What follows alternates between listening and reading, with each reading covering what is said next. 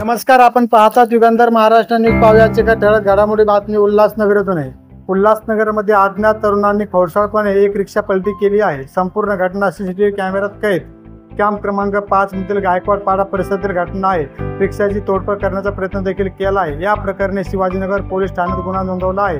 Police सीसीटीव्हीच्या आधारे आतंत्याचा शोध घेत आहे.